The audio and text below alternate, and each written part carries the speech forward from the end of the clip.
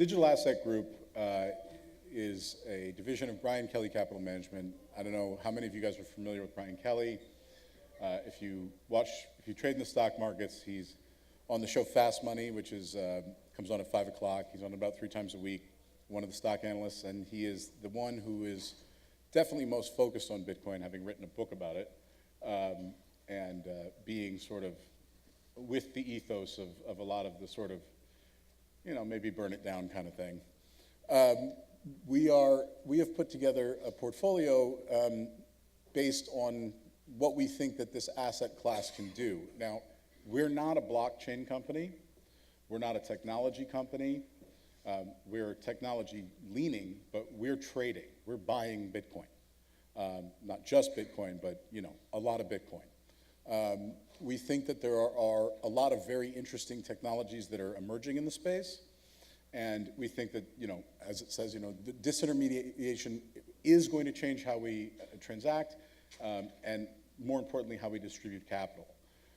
We're trying to position ourselves at the center of this paradigm and take advantage of that. We think that institutionally, Bitcoin is still not ready, primarily for reasons of custody. It's too hard to keep Bitcoins from being stolen, frankly, for the Alabama Teachers Pension Union to start buying them. But we are running the portfolio to build a track record for when they do to be the ones they come to. I mean, obviously they're going to buy ETFs, but some of it will be active. We are investing in projects and protocols that we think will do the best job of flattening finance and accomplish kind of the goals and missions of what we're all looking for. We prefer things that have defined use cases, that we know what we can do with it, rather than sort of being like amorphously like we can change everything or do everything. A phrase that a test that we try to apply to everything we look at is, are we trying to boil the ocean? Because that's hard to do. So our portfolio is primarily, at this point, consists of 4 core positions. I mean, we trade around a lot of the altcoins, but frankly, there isn't an institutional grade exchange where our threat modeling and risk tolerances allow us to keep enough money to do anything with it. Ethereum being the primary protocol that we are investing in at the moment, although we have a very significant stake in Cosmos. You may not yet have heard of Cosmos. You've probably heard of Tendermint. Cosmos is a network being launched by Jay Kwan and Ethan, who created Tendermint, that uses Tendermint Core as the consensus protocol for it. It actually looks a lot like Ethereum. It doesn't have a scripting language built into it, which we think is not a big problem, because there are plenty of scripting languages that can be applied. And we think it potentially can scale more easily than Ethereum can right now, because it begins as delegated bonded proof of stake rather than having to switch to there, and also has a mechanism which allows local consensus. We think allowing local consensus and communicating it back to sort of like sidechains, but native, makes a lot of sense. In terms of the 2 largest positions, they're Bitcoin and Monero. Actually, Monero is now our largest position. The defined use cases of Monero and Bitcoin are very, very clear compared to everything else, because people are using them to transact. There is definitive and provable and findable transaction volume in each. And other than, frankly, I guess Steemit, there really isn't anything else being used. We think Steemit is actually very interesting, but we're trying to do an analysis, and it's been difficult so far. We think Steemit is going to be a really, really good buy when the price of Steemit falls below the price of a YouTube impression, because then it would be. But it's kind of hard to do that math, so we're waiting. We also are looking at DApps. It's hard to find DApps right now that are super compelling, because a lot of them are based on protocols that, while we believe in and are extremely promising, don't really work yet. And not only do they not work, but like it's stated that they don't work. They're not supposed to work in their current state. They're supposed to be test beds where people are building on. And that's interesting, but it's kind of like, you know, trying to invest in computer and internet technology like really early 90s. Like a lot of them go up a lot, but I don't know if they're going to make it. And given the sort of flavor of the portfolio we want to present and the money that we eventually, I mean, we've raised capital, we're trading a portfolio, but the kind of money we want is institutional capital. And we don't think that we're going to attract institutional capital by buying and selling very small positions and very illiquid things that end up not being there. We think that generating alpha against Bitcoin is really enough to position ourselves the way we want to be. And then finally, we think that the ICO market, while incredibly hot and incredibly important, is also, you know, like super duper dangerous.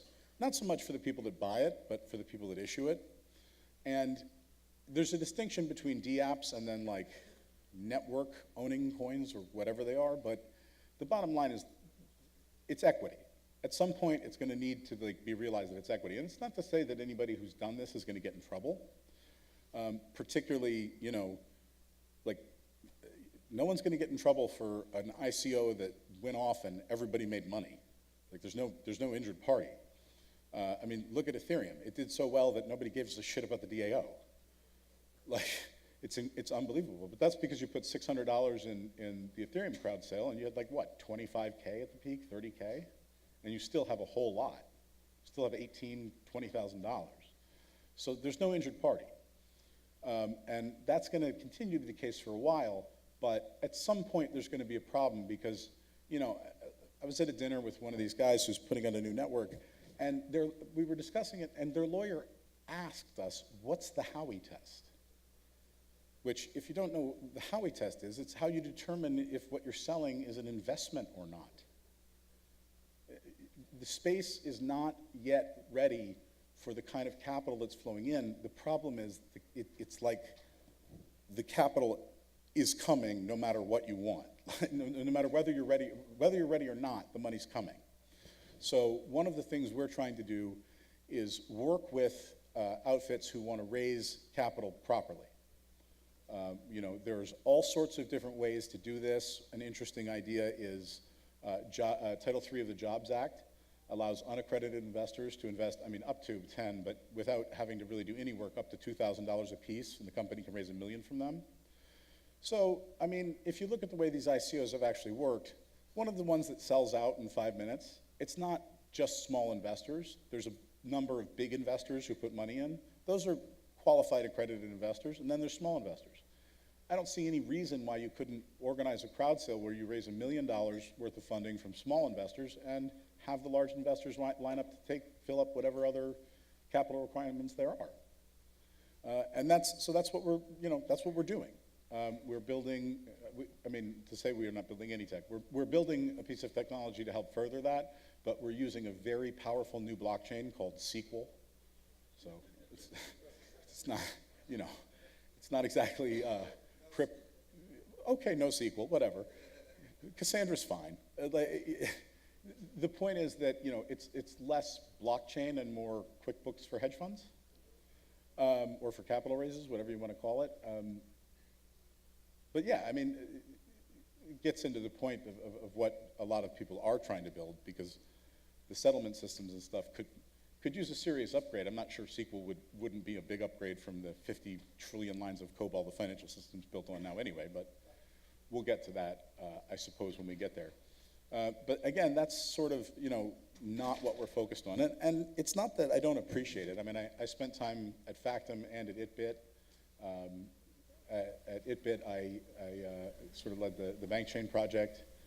And it finally, I got tired of it. I mean, the technology side is really hard, and as many of people at this conference will know, the Bitcoin side's a lot more fun. So that's kind of been the focus. I mean, we do trade small positions in other currencies. Certainly some of the privacy currencies certainly have a lot of beta, and some of them have a lot of alpha, and they're very interesting. we took a very long, hard look at Zcash versus Monero, and I'm not sure that Zcash doesn't have better tech. I'm not sure if they do. Monero has some pretty great tech, and with adding ring CT, it's pretty good. But here's the problem. You can't have any transactional volume in a coin that doesn't have any coins. So, it's kind of hard for it to actually get used for anything. And that's sort of why we lean towards, that's sort of why we're in Monero and as our play there. We didn't initiate a largest position in Monero. It kind of took care of itself. But again, that'll probably end up being trimmed, not because we don't like it, but because our main goal and the focus of what we're doing is trying to beat Bitcoin. And if that means that we're in 100% Bitcoin and we're trading euro versus dollar on the other side to try to create alpha, that's what we'll do. Because what we think is truly, truly lacking in what we hope happens in the next 3 years is a credible institutional, New York-based financial firm that buys and sells these things. And offers custody solutions in a way that are accredited and insured. That's a big thing. Bitcoin insurance is a real problem. I know that some of the guys at BitGo, Jonathan Silverman's done a phenomenal job at getting insurance policies written, but whether they'll pay out, like whether they'll consider what happens to be an insured event, it's about as good a guess as guessing which exchange your coins are safe on. So it's really difficult. That really is the biggest impediment to institutional acceptance, because if it weren't for that, Bitcoin right now, if you look at asset allocators, okay, their main job is to allocate to assets. Well, their main job is to make money. Everybody's main job is to make money. But their main job is to allocate to assets that do well and don't correlate. If you do a regression analysis on Bitcoin in the last year, it's up like, in 2 years, it's up like, I don't know, triple digits, and it has the highest correlation it has. The only one that even measures as statistically relevant, which means more than 5% correlation, is to like the Vanguard real estate ETF. And obviously that's just noise. Like it really doesn't matter what's happening in VNQ versus Bitcoin. But it doesn't correlate to gold. It doesn't correlate to the dollar. If you run the regression analysis, it has under 5% correlation against every major asset class. If you have an asset class that is considered institutionally viable, and it's performing like that without correlation, and you're an asset allocator and you don't have it, you suck at your job, like badly. So there's gonna be a tipping point if things continue. Now, when that happens, it'll start to become more correlated because capital flows will dictate that it does. And there are a lot of other things that we see possible as potential upside catalysts for Bitcoin. The one that we think is most promising is Bitcoin as a value store. Now, I understand that is a little bit of a difficult problem because by itself, Bitcoin really sucks as a value store because value stores aren't supposed to go up and down a lot. But there's enough of an appetite for Bitcoin that if you found a way that capital for instance, couldn't go into the banking system, marijuana, legal dispensaries, right? They can't take credit cards. If you could get them to process credit cards and put the money into Bitcoin, you could probably find somebody willing to take the other side of the volatility. I'd do it. We would take the other side of the volatility on that trade. And what would you have? You'd have an influx of capital into Bitcoin that was actually using it for something that banks do, storing value. You'd remove the volatility for the merchants because, dispensaries aren't like looking to hold Bitcoin as part of their business model. And you'd make a flywheel because you'd what is it? It's a $5 billion a year industry. You capture 20% of that. I don't think that anybody can credibly make an argument that anybody's ever started putting $1 billion a year into Bitcoin. And doing it not like completely price insensitive on a regular buy day, like buying every day. So there are huge catalysts that could take Bitcoin higher if it becomes used for something in the financial system. When that happens, if that happens, I'm not sure, but our basic premise is to be positioned for that or for just the continuation of sort of the interest being peaked. I mean, you look at like Needham, Webbush has been on Bitcoin for a while. Needham put a $5,600 price target on Bitcoin like a month ago. I mean, that's a credible Wall Street firm saying that this thing is going to go up like 500, 600%. That's totally fucking bananas. They don't say that about anything. But those of us who've been here for a while know that that actually does happen.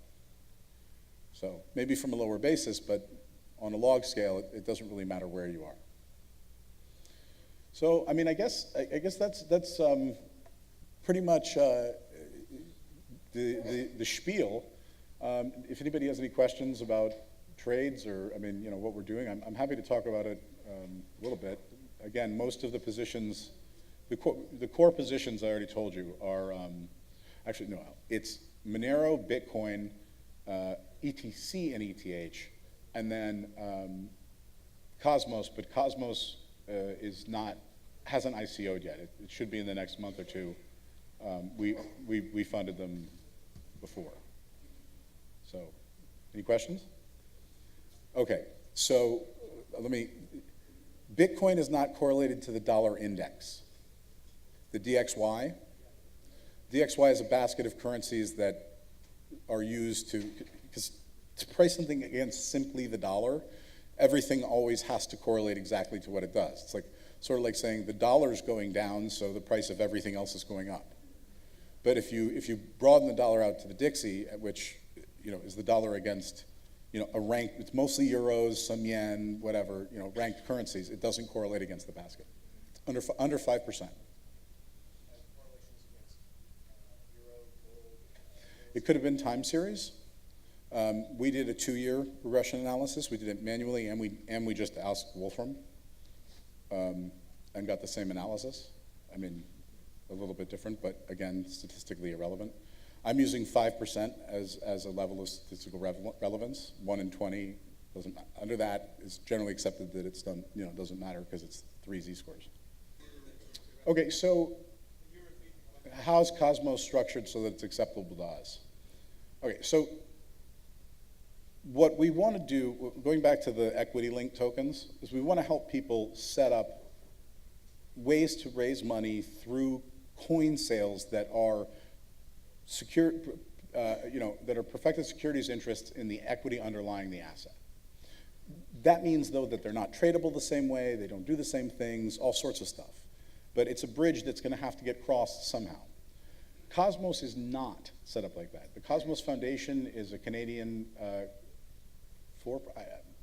there's a Canadian company, a US company, and they're selling the network tokens, which are the staking tokens. They're collecting donations for the staking token, whatever. For them, there's potentially legal pitfalls in the future. For us as the buyer, there isn't. Yeah, well, that happens a fair amount in Bitcoin. Well, altcoins, whatever. But yeah, no, we're confident enough, we know enough about this tech, we know enough about Jay, and certainly enough about Tendermint, to believe that what I said about Ethereum will hold true here. Like, there's not gonna be any injured parties. This goes right. I know Tendermint is a protocol that was highly sought after from the sort of private blockchain people because two of the different companies I was working for tried to buy it. Okay.